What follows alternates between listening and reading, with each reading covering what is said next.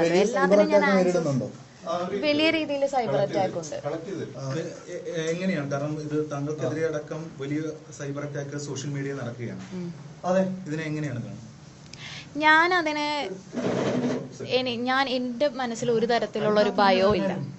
അതായത് cyber attack ഉണ്ടാവും അറിഞ്ഞുകൊണ്ട് തന്നെയാണല്ലോ ഈ ഒരു രീതിയിലേക്ക് വന്നത്. അപ്പം അത് ഞാനൊരു കാര്യമാക്കുന്നില്ല. പക്ഷെ ഈ സൈബർ അറ്റാക്ക് കൊണ്ട് ഇത് ഞാൻ മനസ്സിലാക്കുന്നത് ഈ പറയുന്ന ഈ വ്യക്തിയുടെ ഭാഗത്തു നിന്നുമാണ് ഈ സൈബർ അറ്റാക്ക് ഉണ്ടാകുന്നത്.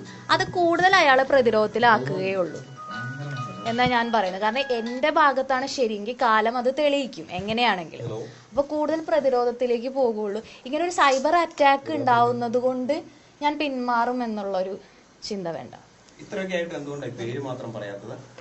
അതേക്കുറിച്ച് ഞാൻ ഇന്നലെ പറഞ്ഞതാണ്, വ്യക്തമായിട്ട് പറഞ്ഞതാണ് എന്തുകൊണ്ട് ഞാൻ പേര് പറയുന്നില്ല എന്നുള്ളത്. അതിന് വ്യക്തത വരുത്തിയതാണല്ലോ. ഞാൻ വീണ്ടും അത് തന്നെ ഇങ്ങനെ റിപ്പീറ്റ് ചെയ്യണം. ഈ നേതാവിന്റെ ഭാഗത്ത് നിന്നാണ് ഇത്തരത്തിലുള്ള സൈബർ അറ്റാക്കിന് നേതൃത്വം കൊടുക്കുന്നതെന്നാണ് താങ്കൾ പറയുന്നത് അല്ലെ? ഇതുമായി ബന്ധപ്പെട്ടുകൊണ്ട് താങ്കൾ വളരെ ദുരനുഭവം വളരെ സന്തോഷത്തോടുകൂടി പറയുന്നു എന്നതടക്കമുള്ള കാര്യങ്ങളാണ് സോഷ്യൽ മീഡിയയിൽ ഇപ്പോൾ പ്രചരിക്കുന്നത്. പ്രത്യേകിച്ചും ഈ പറയുന്ന പോലെയുള്ള കോൺഗ്രസ് ഹാൻഡിലുകളിൽ നിന്നടക്കം ഇത് വരുന്നുണ്ട്. ഞാനിത് ഇന്ന പാർട്ടിന്നോ ഇന്ന വ്യക്തിന്നോ ഒന്നും ഞാൻ വെളിപ്പെടുത്തിയിട്ടില്ല, ഞാൻ പറഞ്ഞിട്ടുമില്ല.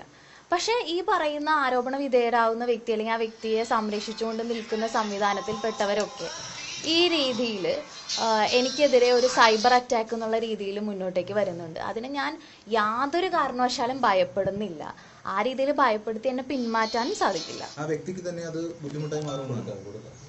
തീർച്ചയായിട്ടും അതിന്റെ കാരണം എന്താണെന്ന് വെച്ച് കഴിഞ്ഞാൽ ഞാൻ പറഞ്ഞല്ലോ, എൻ്റെ ഭാഗത്താണ് ശരി എന്നുള്ളത് കൊണ്ട് അത് കാലം തെളിയിക്കും. ആ രീതിയിൽ തന്നെ കാര്യങ്ങൾ വരികയും ചെയ്യും. ഒരു കാര്യം, ഈ പേര് പറയാതിരിക്കുമ്പോൾ ഒരുപാട് പേര് സംശയത്തിന്റെ നേരിലാവുകയാണ്. സാധാരണ ഇത്തരം കേസുകളിലെല്ലാം തന്നെ ഈ പരാതിക്കാർ ഒരിക്കലും പേര് പറയാറില്ല. അത് ഒരുപാട് പേരെ സംശയത്തിന്റെ നേരിലാക്കുന്നുണ്ട്. അത് തന്നെ ഇനിയും ആവർത്തിക്കുന്നത് എന്തുകൊണ്ടാണ്? പേര് ധൈര്യമായിട്ട് പറഞ്ഞുകൂടെ? ഞാനത് ഇന്നലെ വ്യക്തമാക്കിയതാണ് എന്തുകൊണ്ടാണ് അത് പറയാത്തത് എന്നുള്ളത്. എനിക്ക് അതുമായിട്ട് ബന്ധപ്പെട്ട ചില കണക്ഷൻ വരുന്നത് കൊണ്ട് ഞാൻ ഇപ്പോൾ അതിലേക്ക് മുതിരുന്നില്ല എന്ന് മാത്രമേ ഉള്ളൂ. ഇല്ല, എന്നെ ആരും ബന്ധപ്പെട്ടിട്ടില്ല. നിയമ നടപടി എന്തെങ്കിലും ആലോചിക്കുന്നുണ്ട്? താങ്കൾ എന്തുകൊണ്ട് ഇത്തരത്തിൽ നിയമ സംവിധാനത്തിലേക്ക് പോകുന്നില്ല എന്ന ചോദ്യങ്ങളും ഉയരുന്നുണ്ട്. ഞാനത് ഇന്നലെ വ്യക്തമായിട്ട് പറഞ്ഞു. ഇതെന്റെ വ്യക്തിപരമായ വിഷയമല്ല. വ്യക്തിപരമായ വിഷയമായിട്ട് ഞാനിതിനെ ടേക്കപ്പ് ചെയ്യുന്നില്ല. ഒരു രാഷ്ട്രീയ നേതാവ് ഇങ്ങനെ ആകാമോ? പല പെൺകുട്ടികളും ഈ പ്രശ്നങ്ങൾ നേരിടുന്നുണ്ട് എന്നുള്ള കാര്യം കൊണ്ട് ഞാനത് തുറന്നു പറയുന്നു. ഞാൻ ഇന്നലെ അത് വ്യക്തമായിട്ട് പറഞ്ഞതാണ്. ഇപ്പൊ ഞാനൊരു കാര്യം കൂടി പറയാം. എനിക്ക് ഇന്നലെ രാത്രിയൊക്കെ പല പെൺകുട്ടികളുടെ അടുത്ത് നിന്ന് മെസ്സേജുകളും കോളുകളും വന്നിട്ടുണ്ട്. ഇതേ പ്രശ്നങ്ങളുണ്ട്, വലിയൊരു ക്രിമിനലാണ് എന്ന് എനിക്ക് കൃത്യമായിട്ട് എന്നോട് സംസാരിച്ചിട്ടുണ്ട്.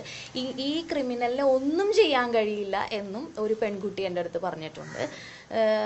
അതായത് ഇയാളുമായിട്ട് ബന്ധപ്പെട്ട് പല രീതിയിൽ പരിചയമുണ്ടെന്നും ഇതിനെ ഫേസ് ചെയ്യുന്ന ഒരുപാട് പെൺകുട്ടികളുണ്ടെന്നും ഉള്ള തരത്തിലുള്ള ചില ഇത് എനിക്ക് മെസ്സേജസും കാര്യങ്ങളും വരുന്നുണ്ട്. പക്ഷെ അവരാരും തന്നെ വീട്ടിലെ പ്രശ്നങ്ങൾ, ആൾക്കാരെന്ത് വിചാരിക്കും തുടങ്ങിയ പ്രശ്നത്തിന്റെ പേരിൽ പറയാൻ ധൈര്യപ്പെടുന്നില്ല. ഇന്നലെ സോഷ്യൽ മീഡിയയിലൂടെ ചില പോസ്റ്റുകളൊക്കെ പങ്കുവെക്കുന്ന സാഹചര്യം ഉണ്ടായിട്ടുണ്ട് ഇന്നലെ.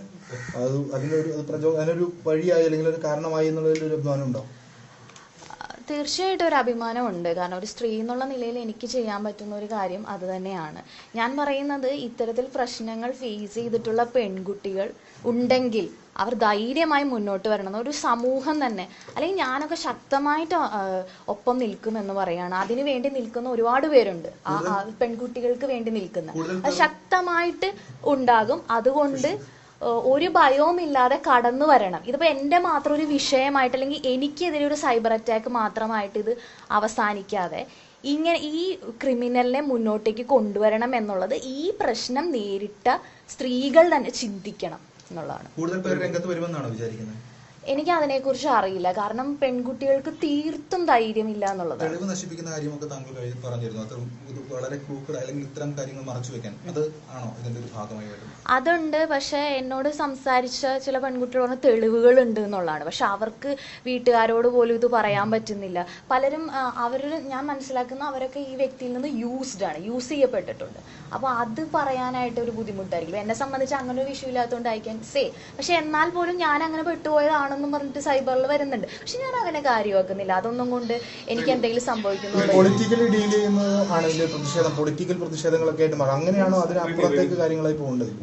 ഏതാണ് ഇത് പൊളിറ്റിക്കൽ പ്രതിഷേധം, അതായത് ഒരു രാഷ്ട്രീയ നേതാവിനെതിരെ ആരോപണം ഉന്നയിക്കുന്നത്, അത് എതിർവശം അങ്ങനെ ആരോപണം, അതിനപ്പുറത്തേക്കുള്ള കാര്യങ്ങളിലേക്കല്ല ഇത് പോകുന്നത്, സോഷ്യലി ഡിസ്കസ്ഡ് ആവുന്ന. അതെ അങ്ങനെയാണ്. അല്ല, ഞാൻ അത് ആദ്യമേ പറഞ്ഞു, ഏതെങ്കിലും ഒരു പ്രസ്ഥാനത്തെയോ അല്ലെങ്കിൽ രാഷ്ട്രീയ നേതാക്കന്മാരെ കുറ്റം പറയുന്ന ഒരു രീതിയല്ല ഇത്. നമ്മളൊരു സമൂഹം എന്നുള്ള നിലയിൽ ടേക്കപ്പ് ചെയ്യേണ്ട ഒരു വിഷയമാണ്. അല്ലാതെ ഇന്ന പാർട്ടിക്കെതിരെയാണ്. അതിനൊരു ഇലക്ഷനുമായിട്ട് ബന്ധപ്പെട്ട് ഇലക്ഷൻ വരുന്നത് കൊണ്ട് പറയുന്നു, ഇലക്ഷൻ വരുന്നതുകൊണ്ടുള്ള ഗിമിക്സ് ആണ്. മറ്റ് പാർട്ടിക്കാര് അതിന് വേണ്ടിയിട്ട് നമ്മുടെ ഒപ്പം നിൽക്കുന്നുണ്ട്, സ്പോൺസർ ചെയ്യുന്നുണ്ട്. സത്യം പറഞ്ഞു കഴിഞ്ഞാൽ ഞാനിവിടെ ഒറ്റയ്ക്ക് ഇതിങ്ങനെ സംസാരിക്കുവാണ് ഈ ധൈര്യത്തിൽ.